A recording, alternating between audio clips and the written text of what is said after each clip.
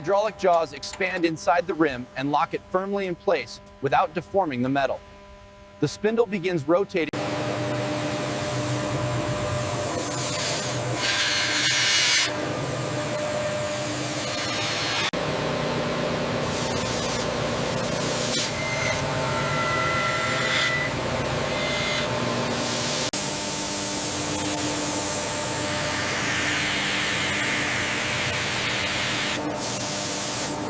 The inner channel gradually becomes smooth and perfectly rounded, and this machining step defines the tire seating foundation of the rim.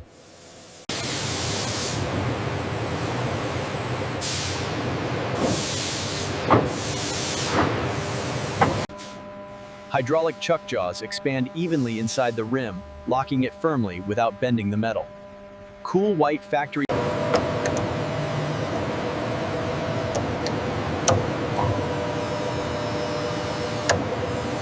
This calibration step ensures the rim is perfectly aligned before any cutting begins, preventing imbalance later. With alignment confirmed, the CNC controller switches to machining mode. A carbide cutting tool advances toward The cutting edge approaches carefully, preparing for the first rough cut that removes excess forged material.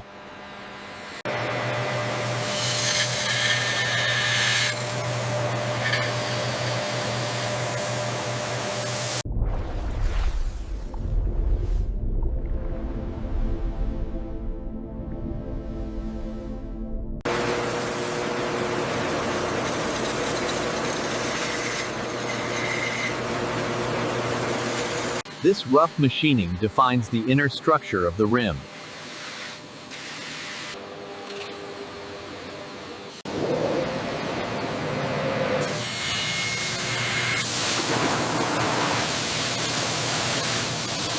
This pass removes remaining excess material from the inner channel. A finishing tool replaces the rough cutter automatically. It glides along the inner channel with lighter pressure, removing fine tool marks left by earlier passes.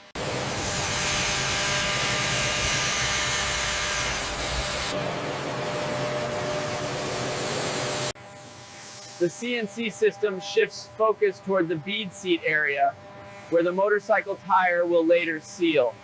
This area is critical for tire safety and air retention.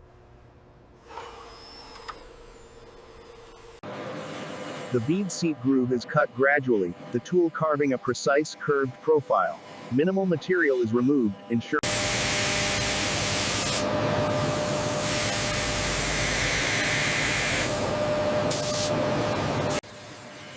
The rim rotates continuously as the bead seat is machined on both inner sides. Sensors verify identical. Any mismatch here could cause tire imbalance.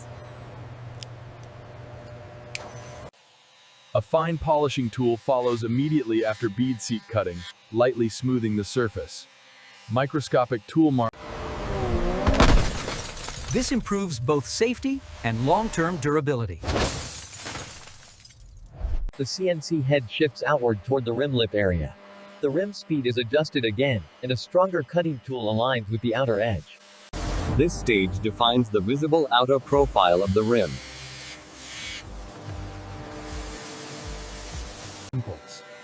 The outer lip is machined carefully, metal being removed in controlled layers. The edge sharpens into a... This gives the rim its final structural outline.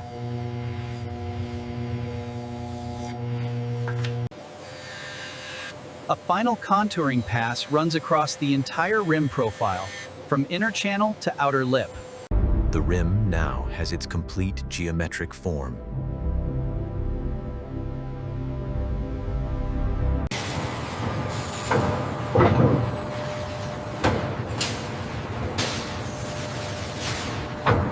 The rim is transferred onto a conveyor, ready for drilling, valve hole machining, and chamfering next.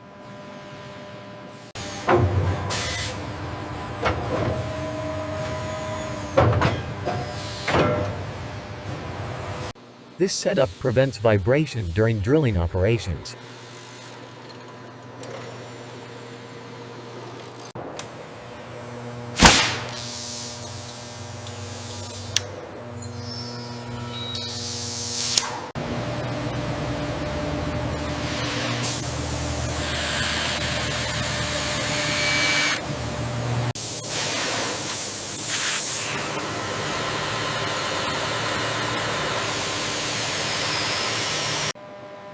The rotary table indexes precisely, rotating the rim to the next bolt hole position.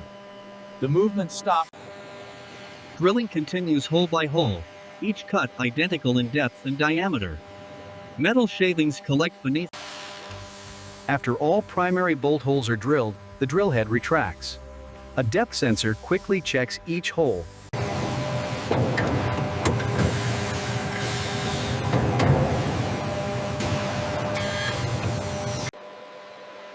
The chamfering tool rotates gently inside the bolt hole, removing sharp burrs and creating a beveled edge. The rotary table indexes again, and chamfering is repeated on every bolt hole. Each edge becomes smooth and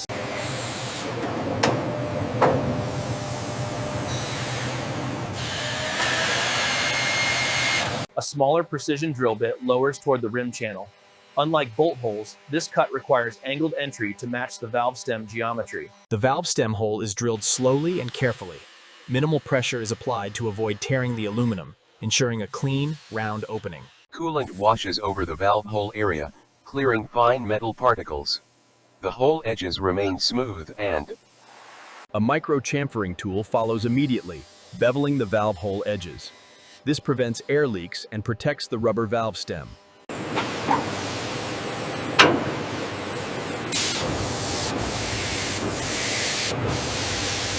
Close-range brushing continues around bolt holes, inner channel edges, and valve opening.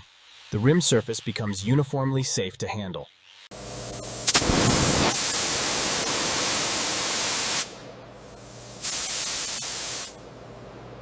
a visual inspection camera scans every drilled feature. The system checks spacing, roundness, and edge quality, flagging even minor deviations. The finished drilled rim is placed onto a transfer conveyor. It now moves forward toward heat treatment, where structural strength will be increased.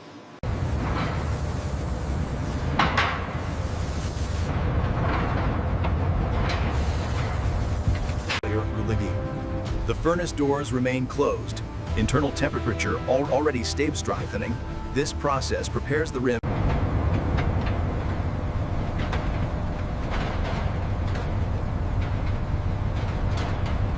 This controlled entry avoids sudden thermal shock.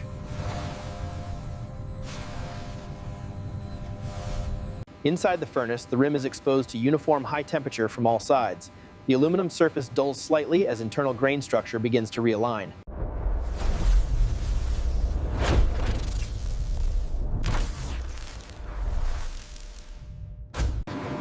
Temperature sensors mounted along the furnace walls monitor heat distribution continuously. The rim rotates slowly on it. After the timed heat cycle completes, the furnace temperature is reduced gradually. The rim remains inside while cooling.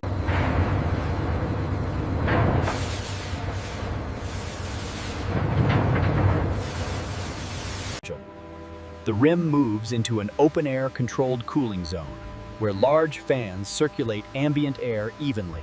Multiple rims rest on space steel racks, cooling naturally with equal airflow on all sides.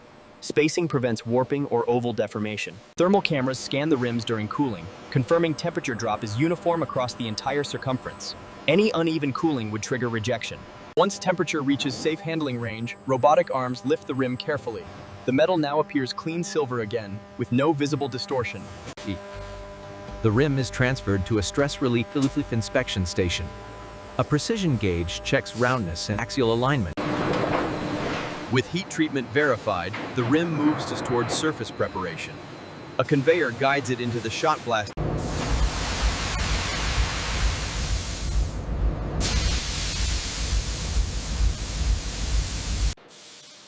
The blasting removes oxidation marks and microscale surface imperfections. The aluminum develops a uniform. The rim exits the blasting chamber, clean, evenly textured, and structurally strengthened. It now moves toward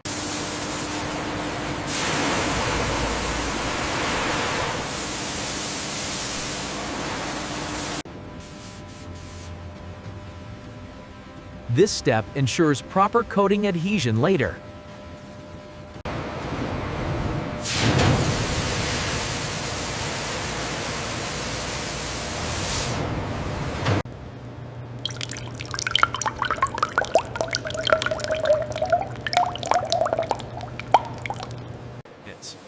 After chemical washing, the rim moves into a high-pressure water rinse zone. Clean water flushes away all remaining chemicals. The rim continues into a hot air drying tunnel. Warm air circulates evenly around the rotating rim, removing moisture from every surface and cavity.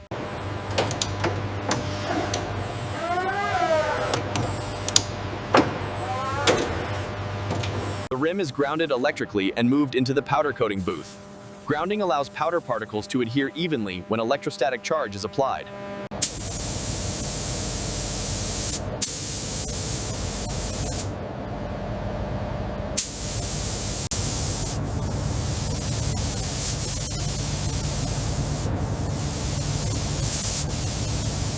Multiple spray passes are applied, each lighter than the last. This prevents uneven thickness, runs, or weak spots in the coating layer.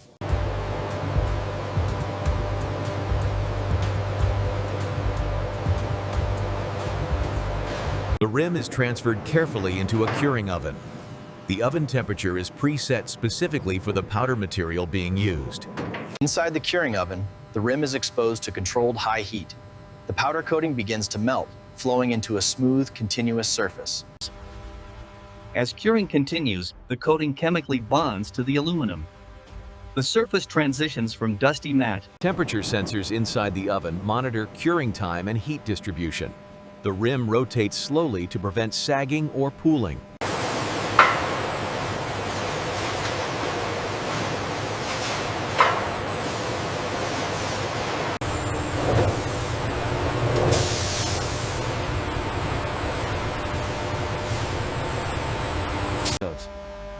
The rim is placed onto a slow rotating inspection stand. As it turns, high-resolution cameras scan the entire. Close-range optical sensors focus on bolt holes and valve stem area. These regions are checked carefully. After visual inspection, the rim is transferred to a load testing machine. The rim is mounted horizontally between. A hydraulic press applies vertical load gradually onto the rim. Force increases in controlled steps, replicating. Load sensors monitor deflection in real time. The rim must flex within allowed limits and return to original shape once pressure is released. With load testing passed, the rim moves to the impact testing station. The rim is mounted at an angle, representing curb or pothole strike conditions.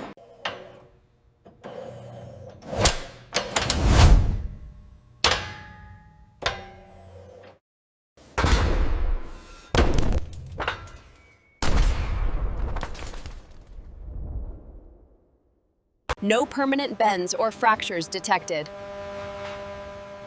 Coating is intact. Verification complete. Next, the rim is mounted onto a high-speed spin test machine. The rim rotates freely at increasing RPM, simulating real wheel rotation at speed.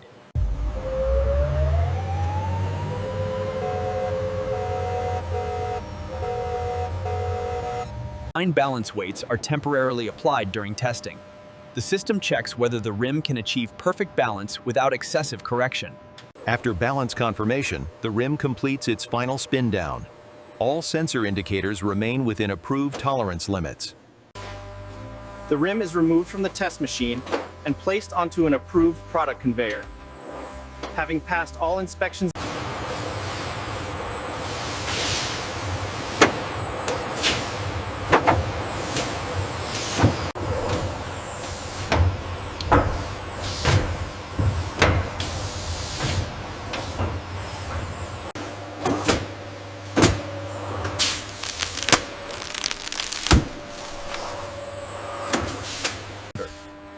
as the rim rotates, the protective film tightens evenly across the entire circumference. Extra layers are added around the. Once wrapped, foam edge protectors are clipped onto the rim. These absorb shock and prevent metal-to-metal contact inside packaging.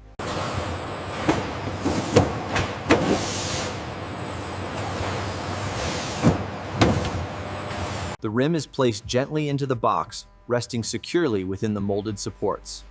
There is no free movement inside the package. An accessory pouch containing valve components and protective documentation is added to the box. This ensures complete delivery readiness.